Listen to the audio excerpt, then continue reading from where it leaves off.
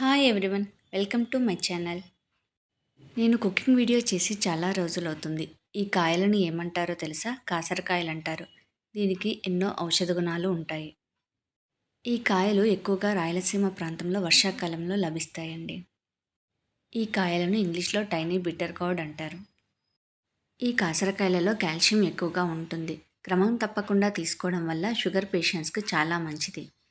ఈ వీడియోలో నేను ఈ కాసరకాయలతో కర్రీ ఎలా ప్రిపేర్ చేయాలో చేసి చూపిస్తాను.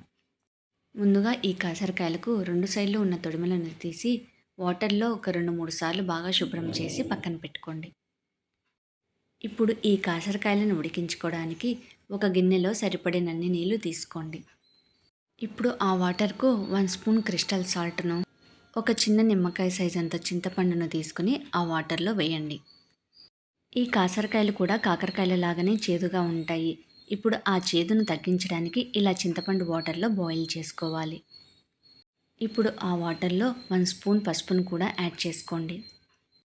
ఇప్పుడు ఆ వాటర్ బాయిలింగ్ స్టార్ట్ అయినప్పుడు మనం ముందుగానే శుభ్రం చేసి పక్కన పెట్టుకున్న కాకరకాయలను వేయండి. ఇవి కొంచెం సేపు బాయిల్ అయిన తర్వాత ఇలా కాకరకాయలను ప్రెస్ చేసి చూస్తే సాఫ్ట్గా కావాలి. అప్పుడు ఇది కంప్లీట్గా బాయిల్ అయినట్లు. ఇప్పుడు స్టవ్ ఆఫ్ చేయండి. ఇప్పుడు ఇలా బాయిల్ అయిన కాకరకాయలను ఫిల్టర్ చేసి పక్కన పెట్టుకోండి. ఇప్పుడు ఈ కాకరకాయలు బాగా ఉడికిపోయాయి. ఇప్పుడు ఆ చింతపండును తీసేయండి.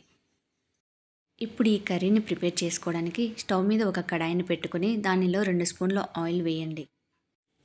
ఆయిల్ వేడయ్యాక మినప్పప్పు, జీలకర్ర, ఆవాలు వంటి పోపు దినుసులను వేయండి. ఈ పోపు దినుసులు కొంచెం ఫ్రై అయిన తర్వాత మనం ముందుగానే బాయిల్ చేసి రెడీగా పెట్టుకున్న కాకరకాయలను వేసి ఫ్రై చేయండి. స్టవ్ను మీడియం ఫ్లేమ్లో పెట్టుకొని మధ్య మధ్యలో కలుపుతూ ఉండండి. ఇవి ఇలా కలర్ చేంజ్ అయిన తర్వాత ముక్కలుగా కట్ చేసి పెట్టుకున్న 2 పెద్ద ఆనియన్స్ను ఈ కాకరకాయలకు యాడ్ చేసుకోండి. ఇప్పుడు ఈ ఆనియన్స్ను బాగా కలిపి మూత పెట్టి ఆనియన్స్ మెత్తపడేంత వరకు మగ్గనివ్వండి. ఇప్పుడు ఈ కర్రీకి కావలసిన మసాలా కారంను ప్రిపేర్ చేసుకుందాం.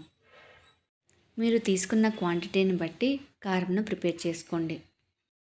ఈ కారంను ప్రిపేర్ చేసుకోవడానికి ఎండు కొబ్బరి, ధనియాలు, జీలకర్ర, ఉప్పు, కారము, వెల్లుల్లిపాయలను తీసుకుని మిక్సీలో మెత్తగా పౌడర్ చేసుకోండి. మధ్య మధ్యలో కర్రీని కలుపుతూ ఉండండి. ఇలా ఆనియన్స్ బాగా మెత్తపడిన తర్వాత 1 స్పూన్ బెల్లంను యాడ్ చేయండి. ఈ కాకరకాయలు చేదుగా ఉంటాయి కాబట్టి వీటిని బ్యాలెన్స్ చేయడానికి తగినంత జాగరిని వేసుకోండి.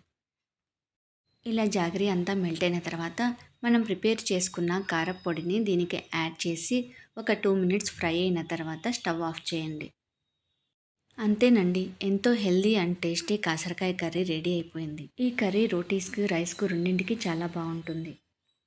మీకు కాకరకాయలు దొరికినప్పుడు తప్పకుండా ఈ కర్రీని ట్రై చేయండి. ఈ వీడియో మీకు నచ్చినట్లయితే లైక్ చేయండి, షేర్ చేయండి. Thanks for watching.